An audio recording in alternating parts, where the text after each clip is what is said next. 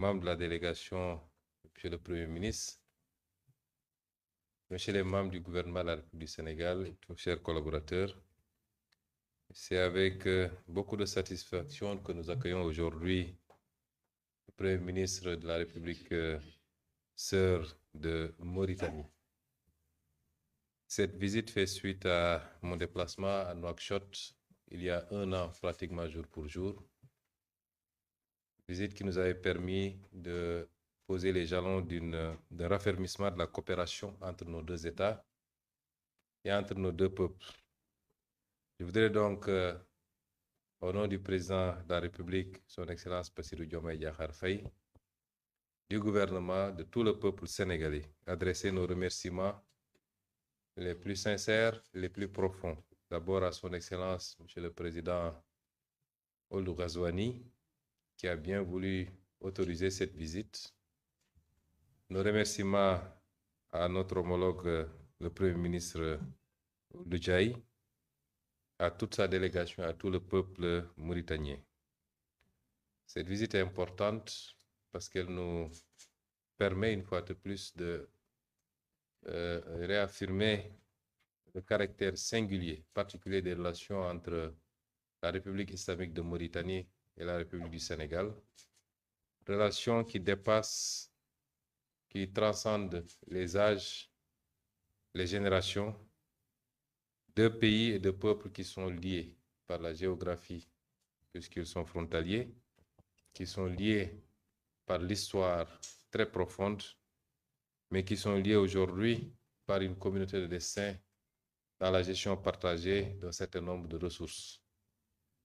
Elle est importante, cette visite également, en ce qu'il nous permet de réactualiser un certain nombre d'axes de coopération qui ont été retenus l'année dernière à Nouakchott, d'abord entre les présidents de la République, mais de manière opérationnelle par les deux gouvernements, dans tous les domaines qui ont été traversés par la lecture du communiqué conjoint.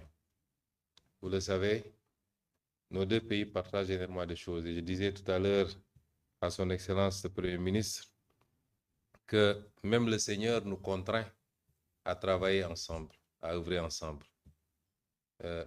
Il nous a fait partager un fleuve qui est une ressource extrêmement importante et nos devanciers ont pu, de manière réfléchie et responsable, mettre en place un cadre de coopération et de gestion de cette ressource, aussi bien sur le plan hydraulique que sur le plan de l'électricité. Et ça a donné l'organisation que nous connaissons, qui est une organisation presque unique en son genre dans le monde de l'OMVS. Mais on aurait pu avoir chacun de son côté ses réserves de gaz, mais Dieu ne l'a pas voulu ainsi. Il nous a fait partager également cette ressource extrêmement précieuse. Le message qu'il faut en comprendre, c'est que nous sommes condamnés à travailler, à vivre, à évoluer ensemble et de manière intelligente. Et c'est en dialoguant, en discutant, en se retrouvant tout le temps que nous pourrons le faire de la manière la plus parfaite et pour le grand intérêt de nos peuples. Je me réjouis de cette visite et de la séance que nous avons eue tout à l'heure, parce qu'au-delà des questions classiques que nous avons eu à traiter sur les thématiques de la pêche, sur la thématique de l'élevage et de l'agriculture, la gestion des ressources naturelles comme le gaz, la question de l'installation ou de l'implantation de nos peuples, de nos populations respectives de part et d'autre, pour des soucis professionnels, pour des soucis éducatifs, pour des besoins divers du moins. Les questions classiques que nous avions l'habitude de traiter, nous avons pu les passer en revue. La gestion de la frontière, j'allais l'oublier. Nous avons pu passer en revue toutes ces questions, les questions infrastructurelles avec l'ouvrage extrêmement catalytique du pont de Rosso, l'avancée significative sur la rupture de charge qui aujourd'hui est derrière nous. C'est des acquis substantiels qu'il faut consolider, qu'il faut continuer à consolider Et les deux parties ont réaffirmé leur ouverture et leur volonté à continuer à y œuvrer, à y travailler inlassablement.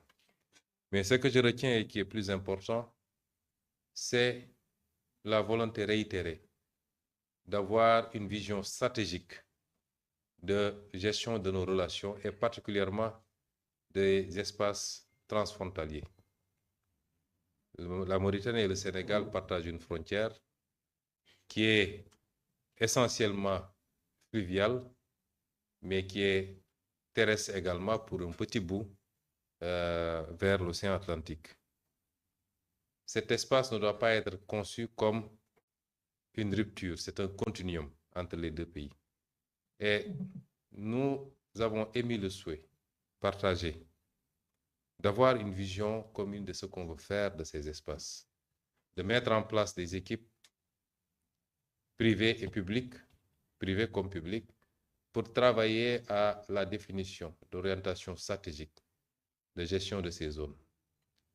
C'est des zones extrêmement riches, avec un potentiel hydro-agricole extrêmement important, j'allais dire hydroélectrique, un potentiel agricole dans tous les sens du mot, un potentiel minier avec le phosphate de part et d'autre, à Matam comme à Bokol,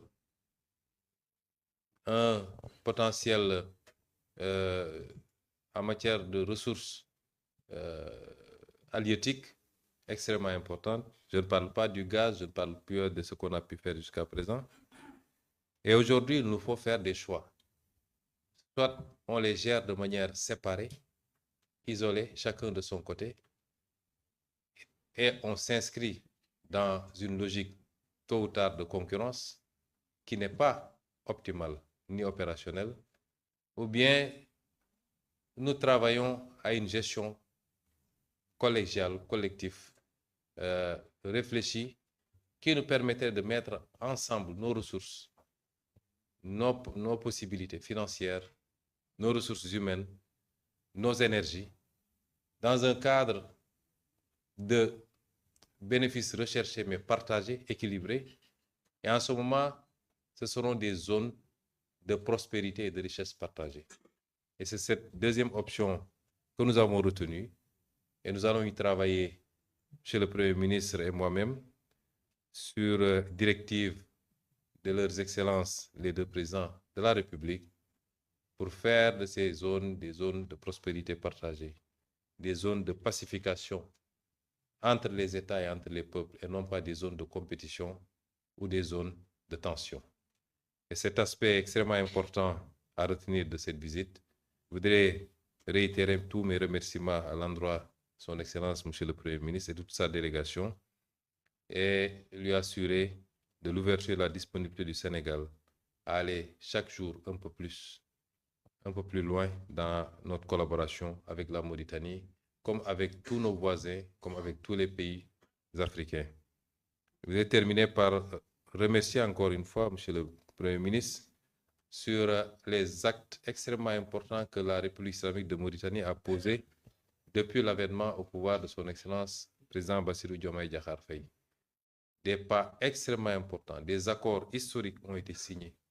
Je voudrais en citer que l'accord qui permet aujourd'hui de dépasser la problématique des conditions d'installation des populations de part et d'autre, la levée de toutes les obstructions, de tous les obstacles à l'installation de part et d'autre, notamment sur les conditions de délivrance des séjours, la non-exigence des permis de travail, la levée des frais qui étaient extrêmement lourds à supporter par les concitoyens, mais également sur le plan de la pêche avec le renouvellement des accords de pêche, cette volonté de continuer à le faire.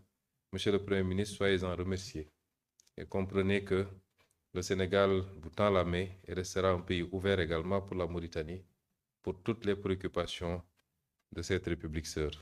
Je vous remercie de votre attention. Merci beaucoup, Monsieur le Premier ministre. Et nous passons la parole à Monsieur le Premier ministre El Mokhtar Ould Diaye.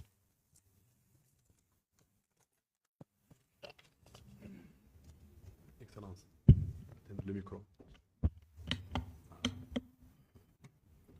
بسم الله الرحمن الرحيم والصلاة والسلام على نبيه الكريم je tiens d'abord à renouveler mes sincères remerciements